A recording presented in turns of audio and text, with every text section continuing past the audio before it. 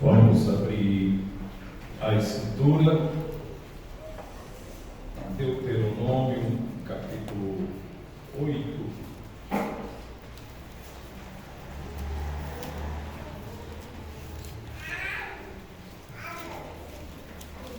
Livro de Deuteronômio, capítulo 8.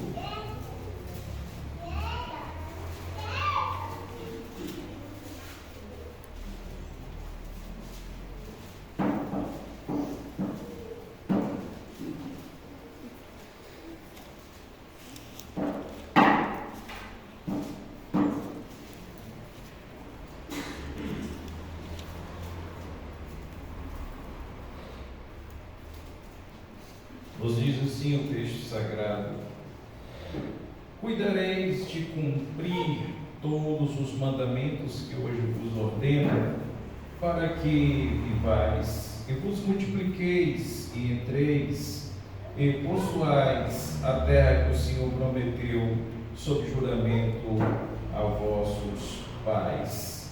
Recordar-te-ás de todo o caminho pelo qual o Senhor teu Deus te guiou no deserto antes 40 anos, para te humilhar e para te provar, para saber o que estava no teu coração e se guardarias ou não os seus mandamentos.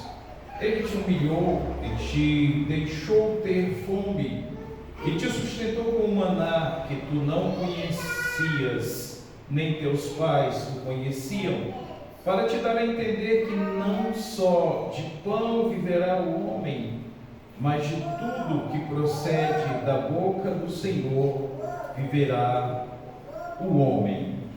Palavra do Senhor. Graças a Deus. Oremos. Senhor Deus, Pai Todo-Poderoso, em nome de Jesus Cristo, nós entramos em Tua presença em oração mais uma vez neste culto. Novamente, Senhor, nos colocando ao pé da cruz e pedindo que o Senhor mesmo tenha o nosso coração cativo a Ti mesmo, que o Senhor mesmo tome todas as nossas faculdades, todas as faculdades do nosso corpo, e nos traga, Senhor, com clareza a Tua verdadeira voz ao coração. Que não haja em nós barreiras, resistências à Tua palavra, mas que o Senhor, por meio dessa palavra, também transforme-nos a Tua própria imagem, no que diz respeito à obediência ao Senhor e à vida em santidade. Nos dê a imagem do Teu Filho Jesus. Nos ajude, Pai, com os nossos conflitos internos e externos, e que a Tua palavra também edifique e console os nossos corações hoje. Tudo para a glória do Teu Filho amado Jesus, nosso Salvador, nome sobre todos os nomes pelo qual oramos neste momento. Amém. Tome assento, queridos.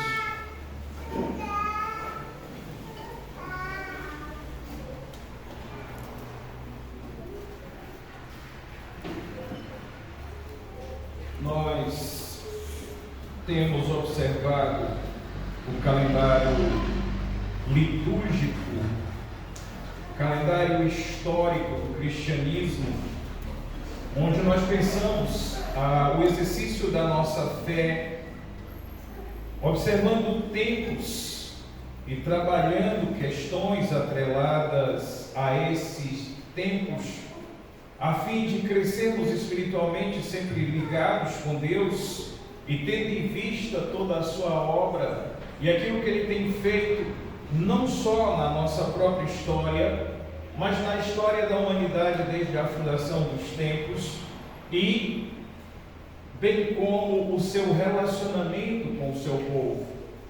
Então nós chegamos nesse tempo atual, num tempo de contritamento, um tempo de quebrantamento, um tempo onde nós propositalmente nos dedicamos mais à vida em piedade, ou seja, a vida de adoração a Deus que já praticamos no nosso dia a dia, nós intensificamos esse período. Esse período teve início na última quarta-feira e ele se estenderá até o domingo de Páscoa, tendo esse intervalo entre uma data e outra, o tempo que nós chamamos de tempo quaresmal. E aqui há uma série de equívocos com relação à quaresma. A quaresma é uma tradição praticada pelo povo de Deus desde o Antigo Testamento. E quando nós chegamos no Novo Testamento havia também essa prática. E o próprio Jesus praticou isso. Basta você dar uma olhada em Mateus capítulo 4 e Lucas capítulo 4. Jesus se retira 40 dias para jejuar, orar e buscar a face do Senhor, fazendo exclusivamente isso durante 40 dias. Essa tradição tem a sua origem antiga, lá no tempo em que Deus tirou o seu povo da terra do Egito, lhes prometeu um descanso na terra de Canaã, uma terra próspera, onde haveria toda a suficiência para o povo de Israel. E até chegar a essa terra prometida, eles tiveram um percalço e um intervalo de 40 anos. Então, o povo de Israel, de tempos em tempos, conforme o seu calendário de adoração, tirava um período de 40 dias, lembrando de todas as coisas que eles haviam passado no deserto, e como Deus se manifestara ali, e como Deus provara os seus corações ali, e como Deus tinha sido a suficiência para todos eles ali. Eles faziam isso tendo em mente o próprio tempo que Moisés tirou de 40 dias no monte para orar e receber das mãos do Senhor a lei do Senhor. Então, embora não tenhamos na Bíblia um mandamento nos mandando durante 40 dias intensificar o nosso tempo de oração, de jejum, de solitude e sobretudo de meditação na palavra de Deus, praticando todos os nossos atos penitenciais, que são os meios de graça pelos quais nós nos achegamos a Deus, prescritos por Ele mesmo na Escritura Sagrada, nós temos uma tradição com um fundamento bíblico bem forte, desde o Antigo Testamento, passando pelo Novo e durante toda a história do cristianismo. O cristianismo histórico, então, dividiu os seus tempos de adoração por meio de um calendário litúrgico, utilizando cores que deponha no seu significado de cor o tempo em que se está vivendo diante da face do Senhor. E nós, dessa igreja, por ser uma igreja protestante histórica, litúrgico-sacramental, nós observamos também esses tempos do calendário cristão para nos dedicar na nossa vida de adoração a Deus, enquanto a vida que Deus nos deu flui naturalmente nesse mundo enquanto vivemos. E somente séculos depois, salvo engano, lá pelo sétimo século da era cristã, é que a igreja, já na forma de catolicismo romano, deu uma nomenclatura a esse período de consagração cristã de 40 dias de busca da face do Senhor. Isso se consolidando num tempo bem mais recente, salvo engano, século XI ou XII, deu-se o nome a esse tempo de quaresma. Agora, o que vem a ser quaresma? Um período de 40 dias.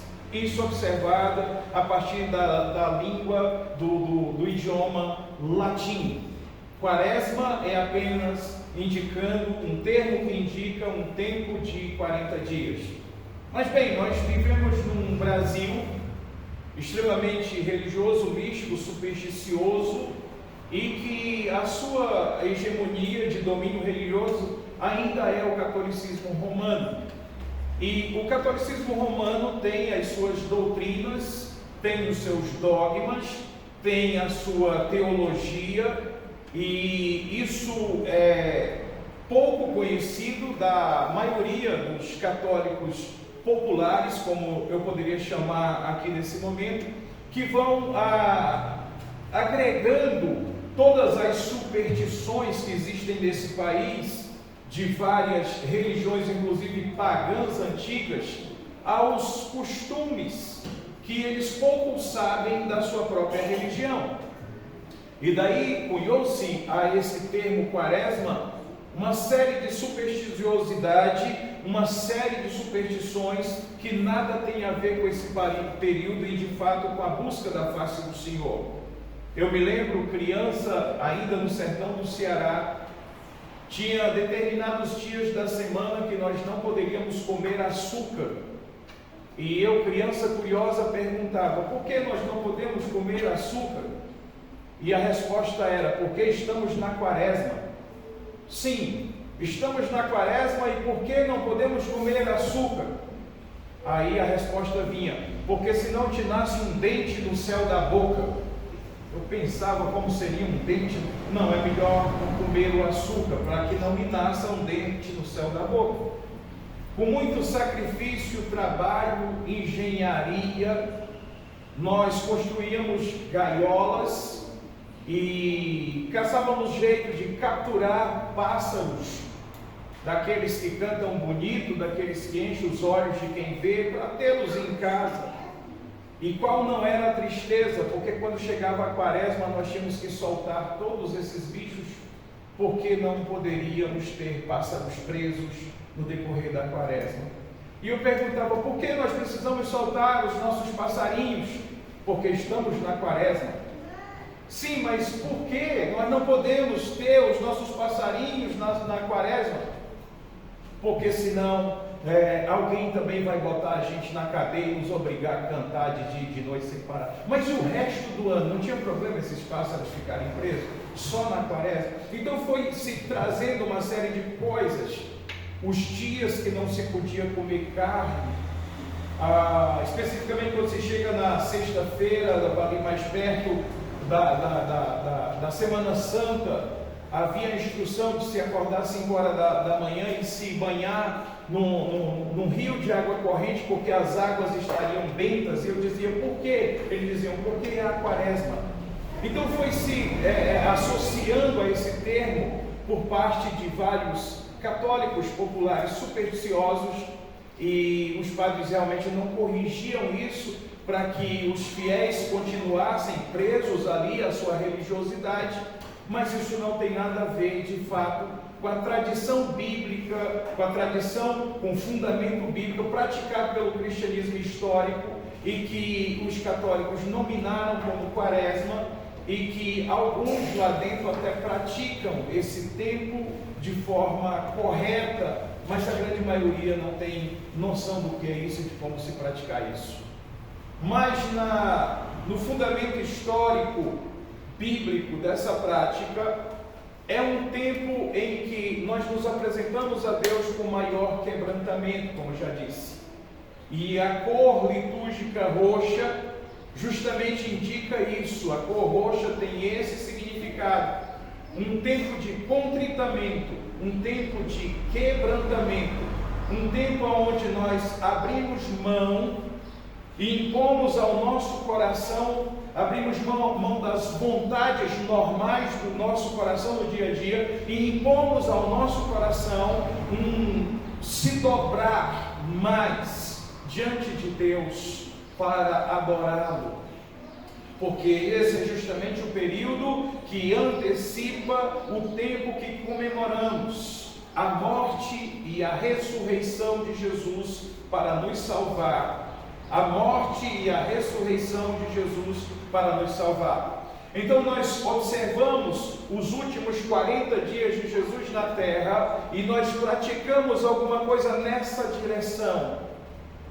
Também renunciando a nós mesmos, tomando a nossa cruz e seguindo a Jesus, tomando a nossa cruz no que diz respeito ao que é o nosso papel nisso, que é justamente a mortificação purificação da nossa carne, para que a nossa espiritualidade seja mais intensa, como quem diz: Senhor, nós entendemos o que o Senhor fez por nós, nós recebemos o que o Senhor fez por nós, e nós nos fazemos uso, utilizamos, nos dedicamos a utilizar toda essa graça que o Senhor derramou sobre nós, de tal maneira desfrutar mais dela, num relacionamento mais próximo, mais pulsante, mais ativo, mais fervoroso diante da tua face.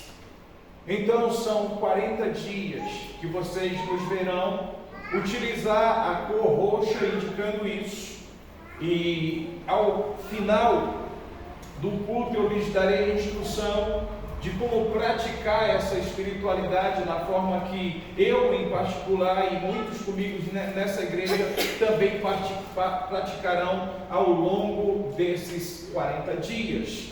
Por ora, deixe eu pensar com vocês um texto bíblico bem emblemático que depõe desse nosso tempo, para que a palavra de Deus nos motive a ter esse tipo de relacionamento com Deus mais intenso, mais fervoroso, mais próximo, mais dedicado. Se você voltar um pouco no texto, no capítulo 7 de Deuteronômio, você vai ver que está chegando o tempo de o povo de Israel entrar na terra prometida. E se você voltar mais um pouco, você vai ver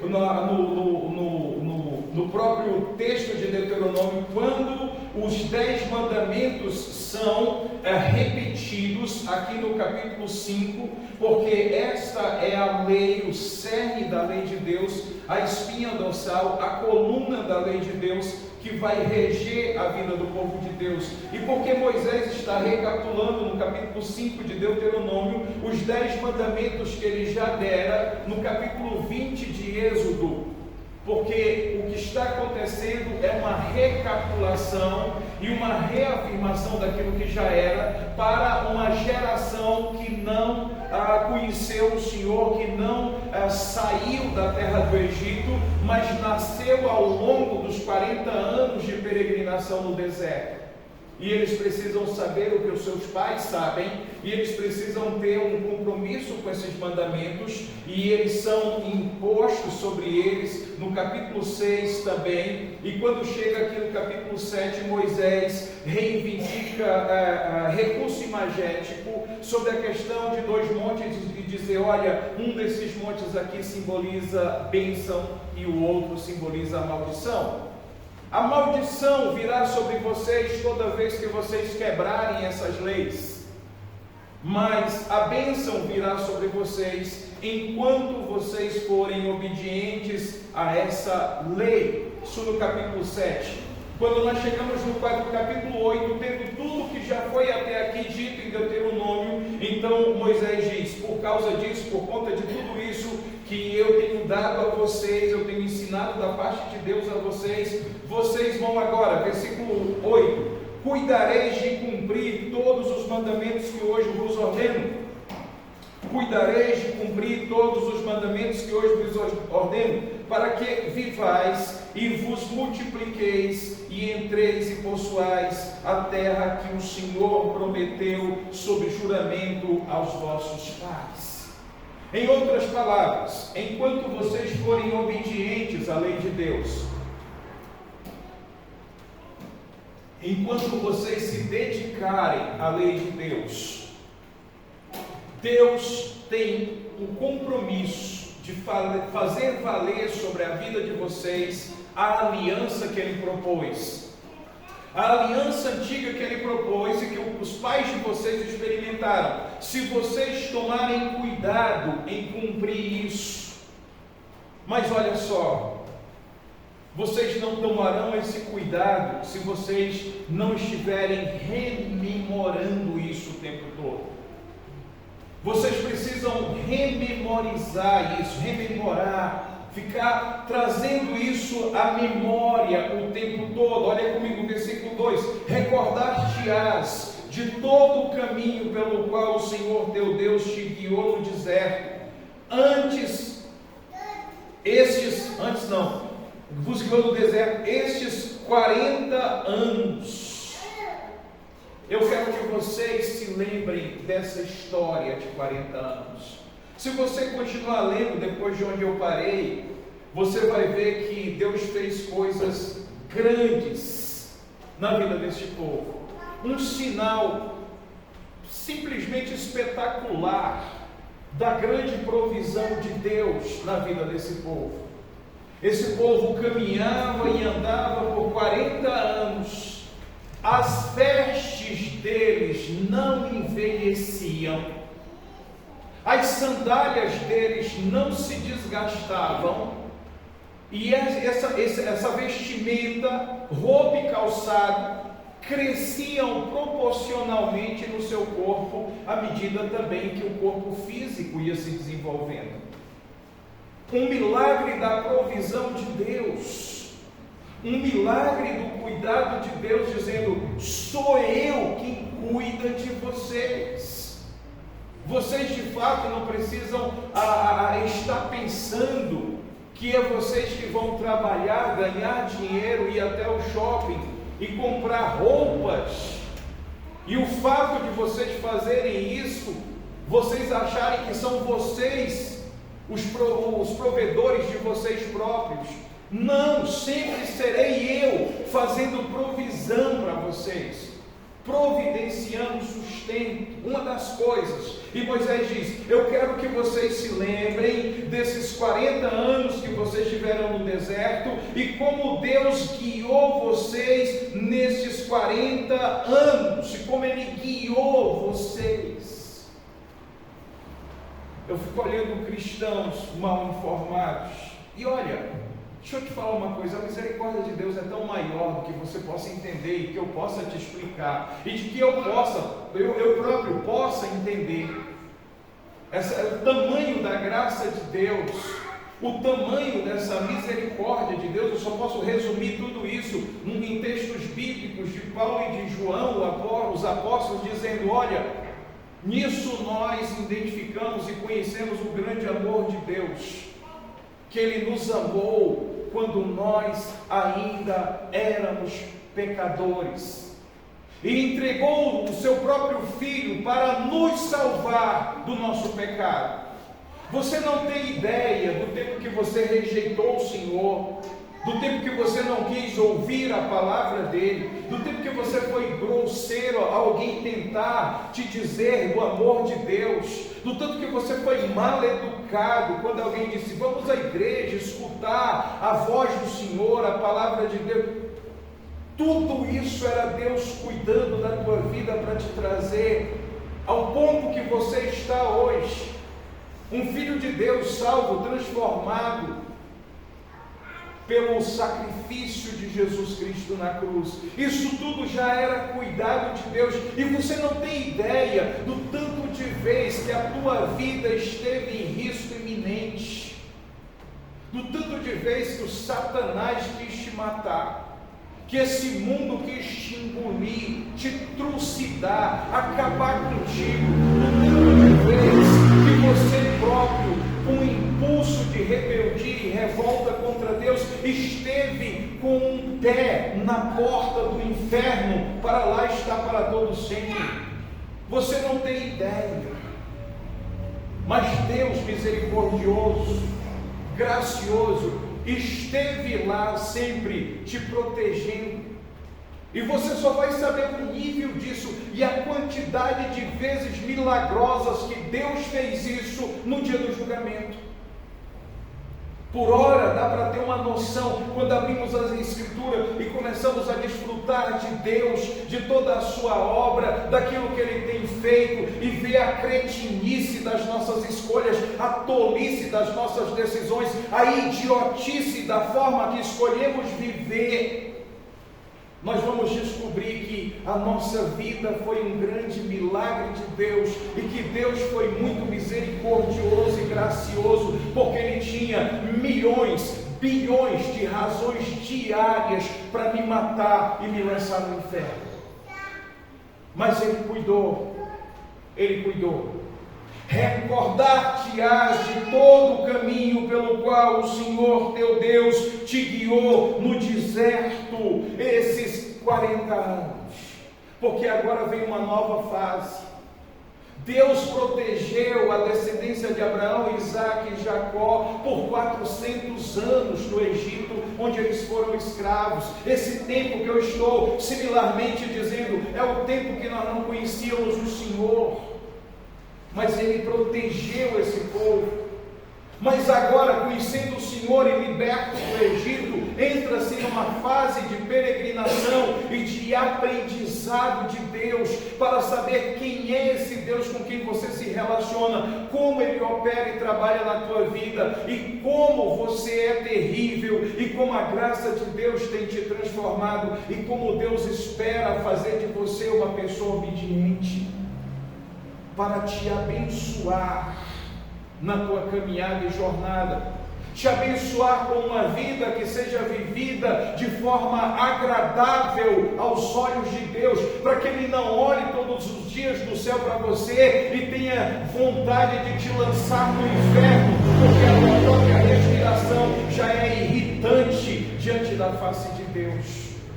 Entender esse marco onde Cristo vem e assume todo o teu pecado e vai para a cruz receber toda a justiça e castigo de Deus, para que Deus possa lhe tolerar no mundo criado por Ele, diante da face dele.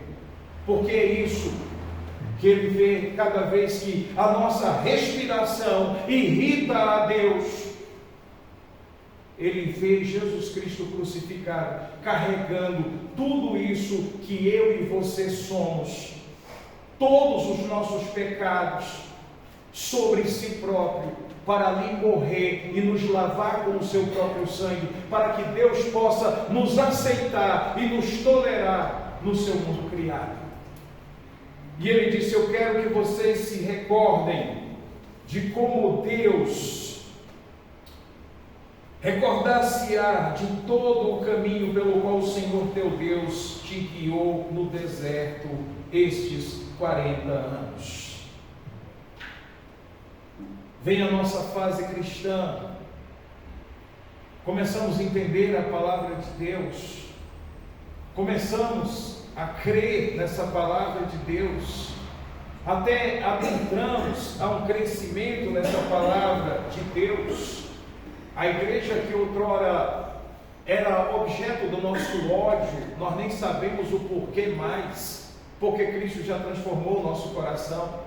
E todo aquele ódio era alimentado por mentiras pecaminosas, para justificar uma vida irresponsável, uma vida de agressão a Deus, uma vida de pecados, onde tínhamos verdadeiramente o nosso prazer.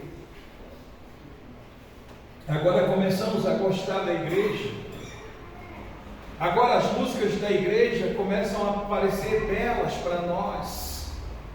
Agora o próprio berrar insistente de um pastor de oratória pobre, que antes era irritante, a vontade que dava era catá-lo pelo colarinho e socar-lhe o rosto, agora é agradável de se ouvir esse discurso.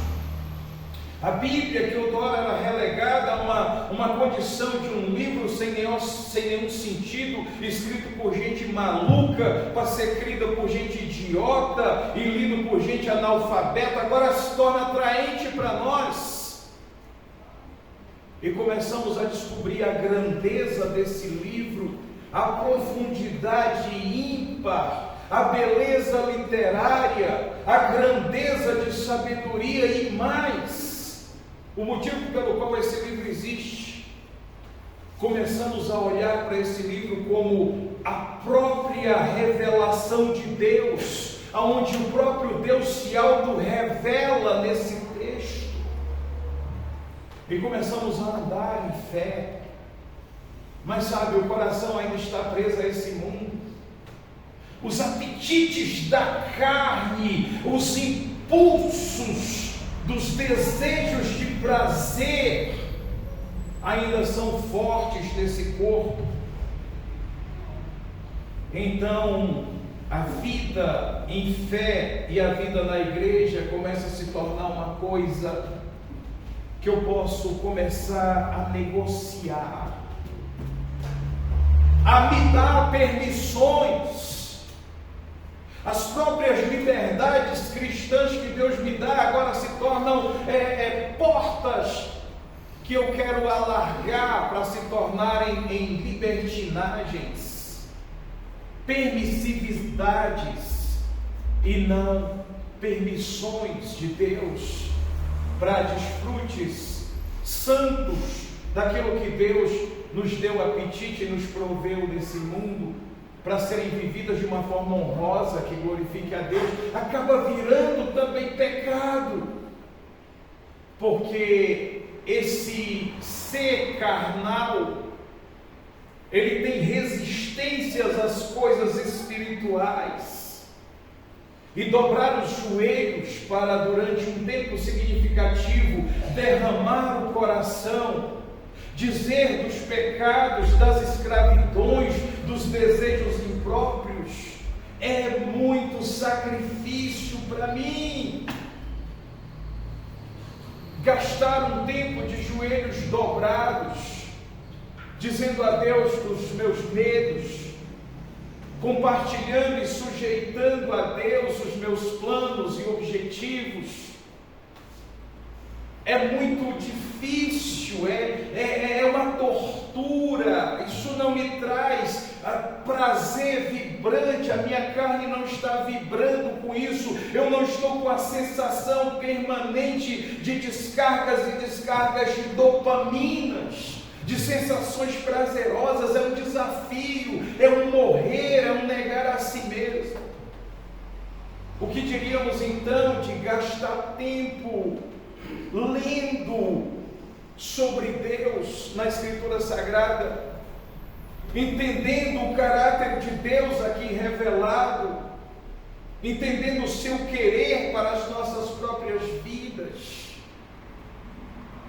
vendo tudo o que Deus fez, o que Ele faz e o que Ele diz que ainda o fará, em detrimento a uma tela luminosa de celular, onde eu posso contemplar em segundos 5, 6, 10 vídeos ou histórias pecaminosas que alimentam os meus pecados e me faz ter uma sensação de prazer ao fazê-lo, seja numa tela menor ou numa tela maior, confortavelmente no meu sofá, sem preocupação de nada, sem ninguém me perturbando, sem ninguém me encher a paciência. Abrir mão desse prazer para gastar tempo descobrindo quem Deus é, o que Ele requer de mim e o que Ele faz. Não! Isso é uma tortura. Isso é uma tortura. Então, já que o oposto me parece melhor, deixa eu afogar as minhas mágoas em bebidas alcoólicas, até que eu me torne desrespeitoso, sem freio e sem controle até dos meus próprios passos e palavras, porque afinal de contas isso alivia o meu sofrimento. E afinal de contas isso mostra a minha alegria, que eu sou uma pessoa divertida. Contemplações abomináveis aos olhos de Deus, vícios, tudo para que essas descargas de dopamina não seja interrompida por nada e eu continuo experimentando elas. Sacrifício não, eu quero prazer. Eu quero prazer. Tá, mas aí também não é tão grave assim, é uma jornada onde eu já estou no caminho de Deus, Deus está guiando a minha vida, mas espera aí, não precisa ser esse tanto tempo, tanto desse jeito, tanto assim. Deixa eu ir à igreja 2 vezes por mês, já está bom demais. Um domingo por mês já está bom. Quer saber? Deixa eu tirar uma férias de 1 mês, sei lá, 3 meses, 6 meses. E eu não estou falando nem mais de pegar na Bíblia diariamente, de dobrar os joelhos diariamente.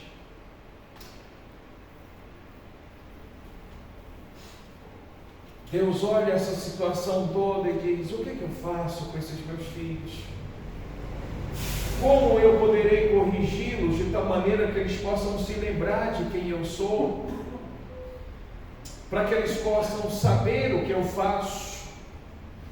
Para que eu possa me mostrar a eles como aqueles que têm promessas para a vida deles?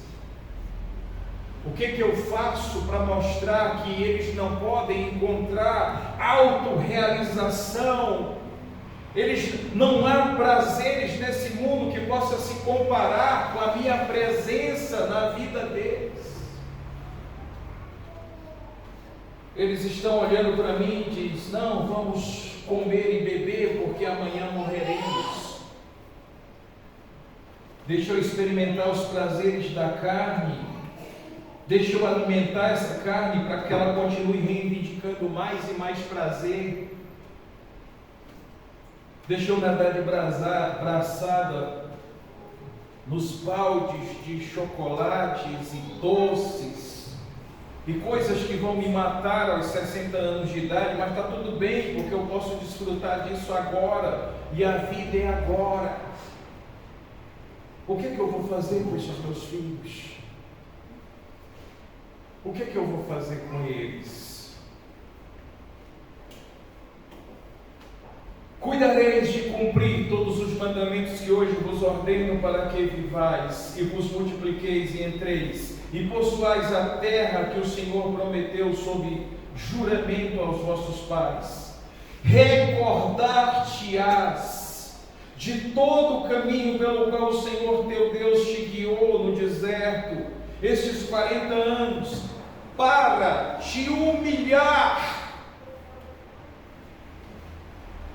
Esses meus filhos só poderão entender a mim e a vida vivida agradável aos meus olhos se eles experimentarem a humildade, se eles forem humildes.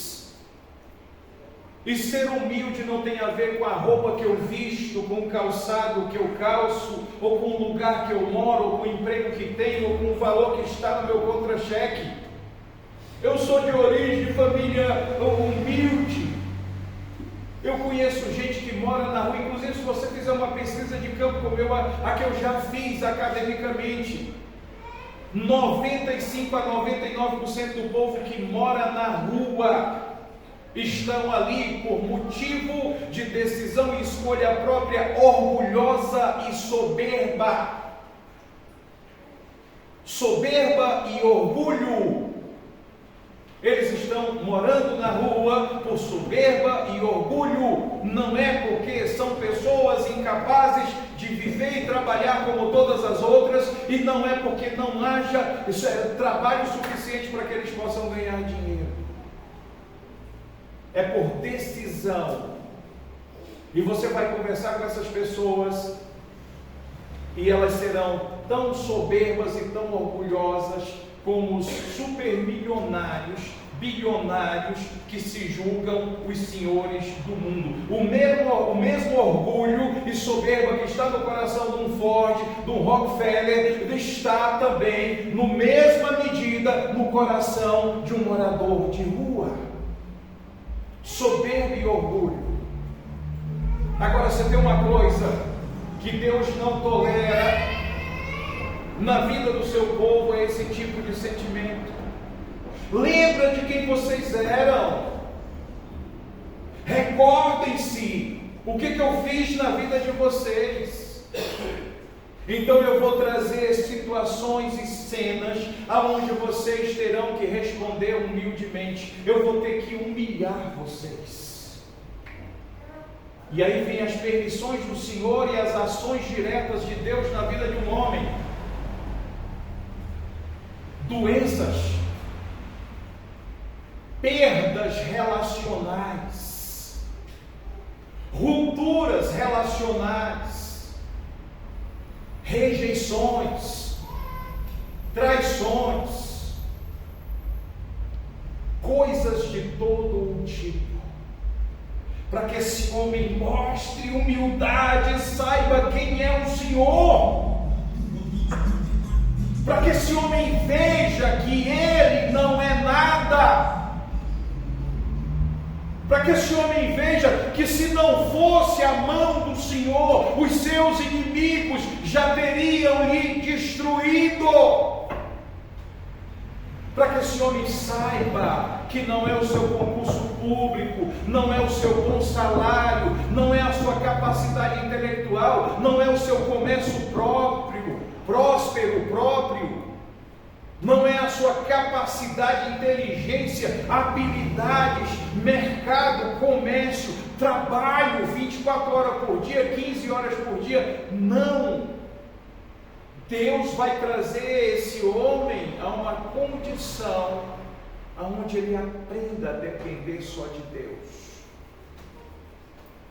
1, 2, 3, 5 relacionamentos desgraçados, um pior do que o outro, até que venha uma pancada da vida. Agora você vai entender que não existe relacionamento bem sucedido se não tiver o seu nascimento em mim, ou você vai continuar insistindo até que isso te destrua. Rupturas relacionais, perdas de relacionamento, frustração, sofrimento, para que se entenda que o que Deus requer de nós é humildade, é humilhação diante dele. Por que nesse período quaresmal nós intensificamos a nossa espiritualidade? E essa espiritualidade consiste justamente em nos humilhar diante de Deus, para que Deus não tenha que nos colocar numa situação de deserto para nos humilhar. Façamos isso em obediência a Deus da forma mais humilde possível. É por isso que nesse período quaresmal nós castigamos a nossa carne com jejuns significativos, jejuns que inquietem o nosso corpo, jejuns que deixem o nosso corpo fragilizado fisicamente. Cuidado para não passar desse nível e adoecer o próprio corpo. E cuidado os doentes. Vocês não têm saúde para isso, para jejum. Mas aqueles que têm saúde, sobretudo aqueles que estão viciados e comem simplesmente por prazer, esse é o tempo de humilhar esse corpo com jejuns. Não é para desintoxicar, detox, não sei o que. É para dizer: Senhor, eu tenho pecado contra o Senhor e tenho passado humilhações. Cada vez que eu vou comprar uma vestimenta nova, cada vez que alguém me olha de cima a baixo, pode até estar me admirando e me achando belo, mas eu estou achando que está olhando a minha circunferência de medidas exageradas. Estou humilhado, quero me humilhar. Isso porque eu não tentei ainda pegar um frango no quintal para abater e comer no almoço e chegar à beira do infarto, porque não tenho fôlego para caminhar 50 metros. Deixa eu me humilhar com jejuns.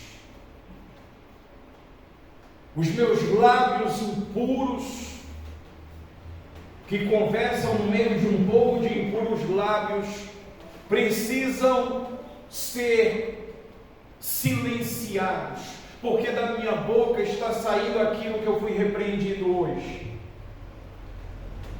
maledicência, maus falatórios, fuxico do outro, calúnia do outro, difamação do outro, testemunho falso, não só no tribunal de julgamento, mas inventando mentiras, contando histórias, dizendo a verdade, coisas que eu não sei e que eu não vi, só para ter o prazer de me manter na conversa, ou para ter o prazer de ver o outro denegrido, difamado, caluniado, desmoralizado. lábios que levantam falsos testemunhos, que vê a ação do outro, julga o outro e logo imagina que o outro iria fazer ou fez, porque há 10 anos atrás ele disse uma outra frase e essa frase se coaduna perfeitamente com essa ação agora. Está na hora de jejuar e de praticar solitude para impor silêncio a esses lábios cheios de falso testemunho. Cheio de falso testemunho.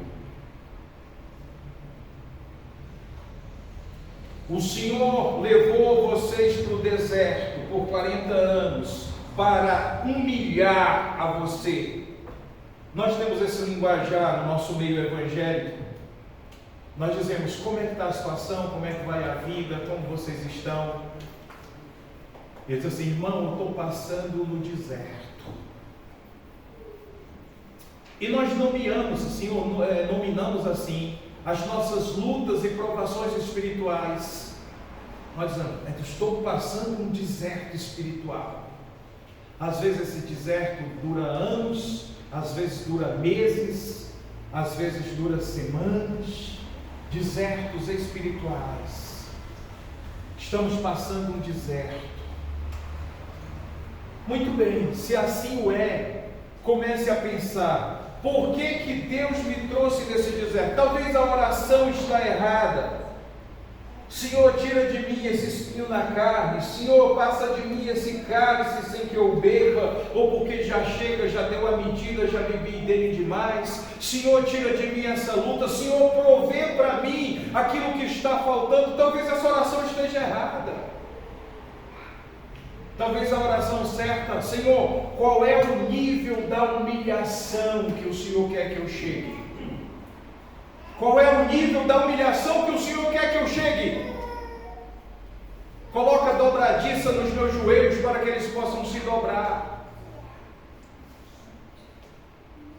Costura os meus lábios para que a minha língua pare de falar o que não deve, o que ofende a ti, o que fere o outro. Não interessa o tempo do deserto, esse deserto só vai passar quando aprendermos o nível da humildade que Deus quer que apareça em nós, e foi por isso que Ele nos trouxe até esse deserto. Olha comigo o versículo: 40 anos Ele te guiou no deserto para te humilhar. É o teu tempo de humilhação. Não é humilhação pela humilhação. O que Deus quer gerar no seu coração é humildade, porque a humildade é o contraponto da soberba e do orgulho. Mostre humildade diante de Deus. Aceite o que Deus tem colocado para a sua vida. Pare de resistir à condução de Deus para a sua vida. Veja um Deus que te amou quando você odiava Ele ainda e te trouxe até aqui. Um Deus que te salvou, um Deus que tem te dado a palavra, um Deus que tem tido comunhão com você. E veja o nível do seu afastamento desse Deus, e entenda que o deserto que agora você passa é Deus requerendo de você humildade diante dele e diante de homens. Não é humildade pela humildade, é a humildade que glorifica a Deus.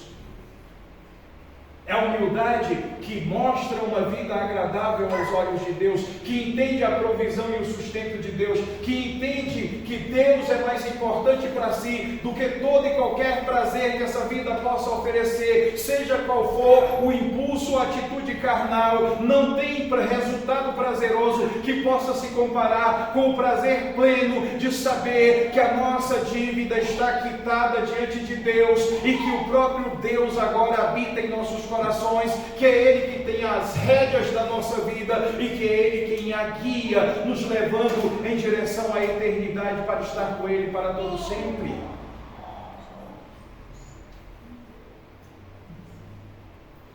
"40 anos para te humilhar, para te provar, para saber o que estava no teu coração, saber se você vai guardar ou não os mandamentos dele. Ele te humilhou e te deixou ter fome, mas te sustentou com maná, uma comida que caiu do céu e você nem conhecia." Mas esse é assunto para os próximos domingos quaresmais. Por ora eu quero que você pense isso. Nós estamos vivendo um tempo onde nós precisamos pensar sobre toda a obra de Deus na nossa vida. Antes e durante esse tempo que Ele tem nos salvado em Cristo Jesus, para vivermos uma vida agradável, uma vida de humildade e de adoração diante da Sua face, para entendermos as coisas que estão acontecendo e para aproveitarmos esse período para intensificar a nossa vida de consagração diante de Deus. Experimente nesse período de quaresma fazer pelo menos um jejum por semana, umzinho por semana. E você vai ver o gigante que é o Deus, ou os deuses, que eu vou dar apenas 2 nomes agora e vou deixar os outros para depois. Um Deus chamado estômago. O quanto é Ele que te governa e te domina. Mas esse estômago, ele funciona mentirosamente a favor de um segundo Deus, que quem sabe seja o primeiro nessa ordem que eu estou colocando agora, porque pode ser que nas próximas classificações apareçam deuses mais poderosos no seu coração. E é exatamente esse o problema da idolatria. E nós já tivemos aqui na nossa confissão de pecado os 2 primeiros mandamentos: não terás outros deuses diante de mim. Você não vai se dobrar diante de Deus algum e prestar culto a Deus algum que não eu. Um dia de jejum por semana você vai ver que talvez um Deus chamado estômago tenha te dominado. Um dia de jejum nesse período quaresmal por semana talvez mostre a você que esse Deus estômago responde a outro Deus chamado paladar. Paladar. Um dos sentidos do corpo humano que talvez tenha sido seu Deus durante muito tempo. E eu não tenho freios. Talvez você vai descobrir que o Deus estômago e o Deus paladar compunha uma tríade que não é uma trindade santa. E esses 2 primeiros trabalham para o maior de todos, chamado Deus prazer.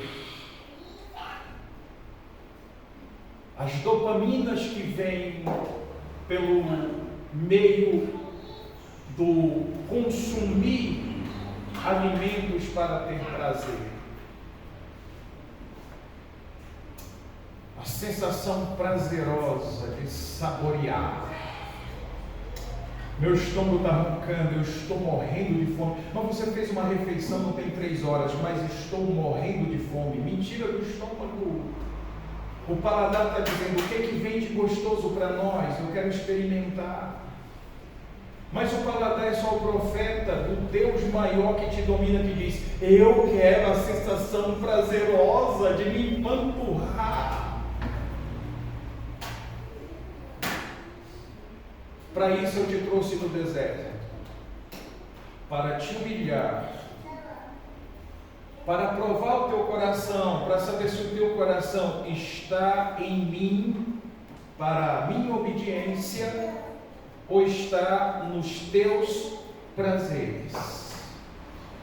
Nós conversaremos sobre isso no próximo domingo, nos permitindo o Senhor, e nas sequências que Deus nos permitir. Por ora, curve a sua cabeça.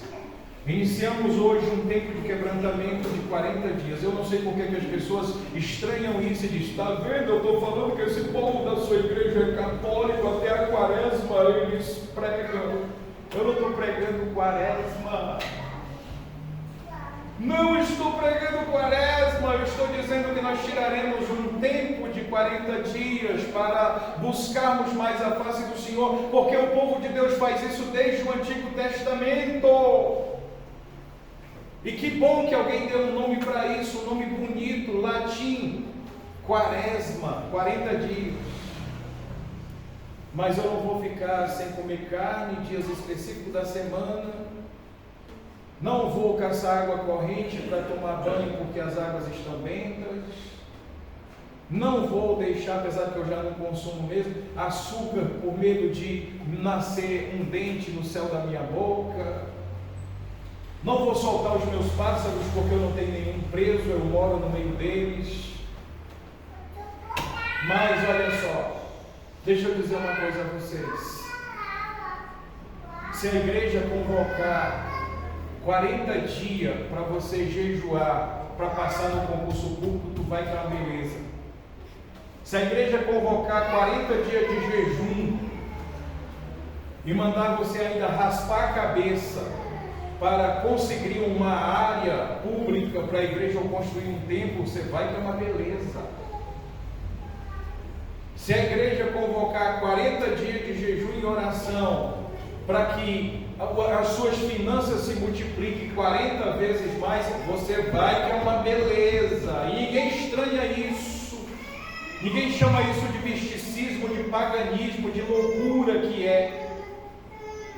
Todo mundo acha isso muito evangélico, mas quando eu convoco 40 dias, inclusive com símbolos que nos lembrem disso toda hora, para buscarmos a face do Senhor, humilharmos o nosso coração diante de Deus, desfrutarmos mais da presença de Deus, é eu que não sou crente, está tudo errado.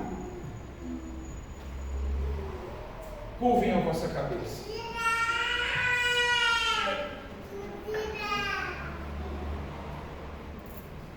Deus Pai Todo-Poderoso, bem sabemos, ó Deus, que o Senhor não está sujeito ao nosso calendário, ao nosso relógio e às nossas datas.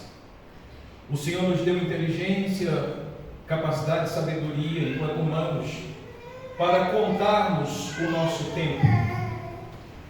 E de forma quebrantada e diante dos teus olhos, com fundamento bíblico, o cristianismo histórico tem determinado esse período de 40 dias para intensificar o seu quebrantamento, a sua consagração pessoal, a fim de se relacionar melhor contigo, ter mais aproximação de ti, escutar a tua voz e ter mais disposição para obedecer ao Senhor no resto de todo o ano, onde também continuaremos praticando as mesmas coisas, jejuns, orações, solitude, meditação na tua palavra, que são os meios de graça que o Senhor nos deixou para nos relacionarmos contigo. Dá graça a essa igreja e força a cada um de nós, para que nesse tempo tenhamos esse quebrantamento e aproveitemos essa data histórica, onde tradicionalmente, não em forma de mandamento, mas de tradição, não que a tradição possa se comparar com a tua palavra ou chegar aos pés da tua palavra, mas uma tradição salutar, que nos proverá crescimento espiritual. Nós queremos praticar isso diante da tua face, e por isso nós pedimos a ti força e graça, e a presença intensa do Teu Espírito Santo, trazendo os nossos corações e provocando os nossos corações a essas práticas que agradam ao Senhor, por serem bíblicas, por serem verdades do Senhor. Nós te adoramos por termos essa oportunidade e pedimos a Ti força para assim vivermos, em nome de Jesus, Teu Filho amado, nosso Salvador. Amém. Muito bem, meus